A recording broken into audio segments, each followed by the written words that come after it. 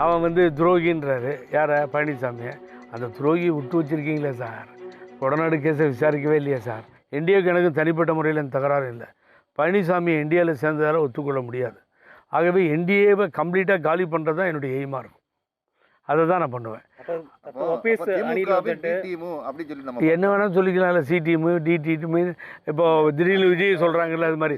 இல்லை நான் சார் நான் எனக்கு இன்னும் எனக்கு இல்லை இப்போ இல்லை நான் ஆரம்பத்திலே உங்களுக்கு சொன்னேன். The fight between the DMK and டிவிகேன்னு சொன்னேன். தவிகாவுக்கும் திமுகவுக்கும் தவிகாவுக்கும் போட்டி. அவங்க ஸ்ட்ராங் அலையன்ஸில் இருக்காங்க, இவர்கிட்ட இல்லை. ரெண்டாவது இவர் வந்து 2ஆம் கட்ட தலைவர்கள் விஜய்க்கு வந்து இறங்கி களத்தில் ஒரு களம் அமைக்க ஏன் இப்படி ஒரு ஒரு இன்ஸ்ட்ருமெண்டேஷனே இல்லாமல் ஒரு கான்ட்ராக்ட் இல்லாமல் அப்படி போகிறாங்கன்றது புரிய மாட்டேங்குது. எந்த நம்பிக்கையில் இருக்காங்கன்னு தெரியல. அவங்க இன்னும் களம் இறங்கணும். கடந்து செல்ல வேண்டிய பாதைகள் வெகு தூரம் இருக்கிறது. அவங்க புரியல. அது என்னென்ன அது போய் நம்ம ஆராய்ச்சி பண்ண முடியாது என்னால். ஸோ இது அங்கே நிலைமை. திராவிட முன்னேற்ற கழகத்தில் இன்னமும் நான் வந்து முதல்வர் வந்து நேற்று வந்து ஓபிஎஸ்ஸை சேர்த்துக்கிட்டாரு. அங்கே விசுவாசமானவர்னாரு. அதுக்கு முன்னாடி சொல்கிறாரு முதல்வர் அவன் வந்து துரோகின்றாரு யாரை பழனிசாமியை. அந்த துரோகியை விட்டு வச்சுருக்கீங்களே சார். கொடநாடு கேஸை விசாரிக்கவே இல்லையா சார். 18 பேரை விசாரிக்கணும்னு கோர்ட்டு ஆர்டர் போட்டு காமன் ஆர்டரில் ஒருத்தரை விசாரிக்கல சார். அவர் பேர் தான் சார் பழனிசாமி. ஏகப்பட்ட ஊழல் சார். நீங்கள் போட்ட கமிஷன் ஸ்மார்ட் சிட்டி ஊட்டத்தில் ஊழல். அதுக்கு பின்னாடி அம்மா மறைவு. அதில் வந்து அதை எடுத்து உலகுக்கு சொல்லுவேன், ஊருக்கு சொல்லுவேன், தொண்டர்களுக்கு சொல்லுவேன்னு போன எலெக்ஷன் பிரச்சாரத்தில் பண்ணார். அதையும் பண்ணல. பழனிசாமி சுகபோகமாக வாழ்வதற்கு விட்டு வைத்திருக்கிறார் இந்த நாட்டினுடைய முதலமைச்சர்னு அவர் மேலே எனக்கு வருத்தம் உண்டு. அது ஒன்று தான். அதை விட்டுட்டு நான் இவர் விடியாத அரசுன்னாரு. விடிஞ்சா 5000 ரூபா போகுது அக்கௌண்ட்டுக்கு. அப்புறம் இனிமேல் பழனிசாமி எங்கேருந்து விடிய அரசுன்னு சொல்ல முடியும்? Impossible to say.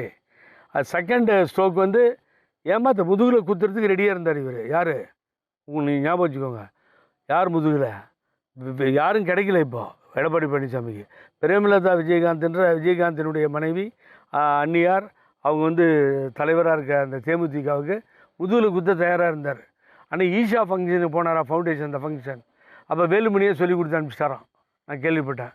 இந்த ஆள் முதுகில் குத்திட்டு வருமா என் கூட இருந்தாலும் பேசாமல் நீங்கள் திமுக போய் வார்த்தை கரெக்டாக இருக்குன்னு சொல்லி வேலுமணி தான் அவரை சொல்லி அனுப்பிச்சதாக சொல்கிறாங்க. இப்போ திமுக சொன்ன உடனே ராஜ்யசபாவும் கொடுத்துருச்சு, சீட்டும் கொடுத்துருச்சு. எத்தனை நாள் சாகடிச்சிருக்கணும் இந்த ஆள் தேமுதிகவை. அடித்தாங்க ஆப்போ இந்த அம்மா நீட்டாக வாங்கிக்கோ அப்படின்னு. ஆகவே எந்த கூட்டணியும் இல்லாமல் நடு தெருவில் இருக்கின்ற நிலை. இன்னொன்று நான் ஓப்பனாக சொல்கிறேன் உங்களுக்கு, நான் சொல்லி ஆகணும். எனக்கு அவங்கெல்லாம் சப்போர்ட்லாம் இல்லை சார். நான் அந்த முடிவுக்கு வந்து அவங்களுக்கு சொல்கிறேன் இப்படி தான் முடிவு எடுக்கணும்னு சொல்லி. போயஸ் தோட்டத்து வாசலில் கையை கட்டி கொண்டு ஒரு காலத்தில் மத்திய அமைச்சர்கள் பிச்சை எடுத்து கொண்டு இருந்தார்கள். ஒரு 4 சீட்டு தருவாங்களா, 5 சீட்டு தருவாங்களா, அம்மா 3 சீட்டு தருவாங்களான்னு நின்னாங்களா இல்லையா? ஆனால் அந்த போயஸ் தோட்டம் அப்படி இருந்த ஒரு சரித்திரம் மாறி தெருவில் அலைகிறாரு டெல்லியில். அமித்ஷாட்ட போய் ஷீட் ஷேரிங் பண்ணி அவனுக்கு அவை சண்முகம் சாலையில் ஆஃபீஸா இல்லை டெல்லியில் ஆஃபீஸா அவனுக்கு? அங்கே போய்ட்டு கையை கட்டிட்டு நின்றுட்டு சார் 70 சீட்லாம் முடியாதுங்க, 60 சீட் முடியாதுங்க. ஒரு சீட் ஜெயிச்சிருமா தனியாக?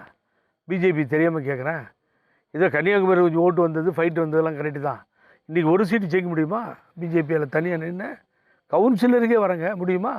அண்ணாமலையும் காலி பண்ணிட்டீங்க. அவர் தான் அருமையாக ஒர்க் பண்ணார், நல்லா மேலே கொண்டு வந்தார். அவரை தூக்கி எறிஞ்சிட்டாங்க. ஸோ பிஜேபி நிலை மோசமாக இருக்குது. அவன் கூட்டு இப்போது பழனிசாமி அங்கே போய் கை காலை பிடிச்சிட்டு இருக்கிற நிலமை. சேர மாட்டான் கூட்டணியில்னு அவர் தான் சொன்னார்.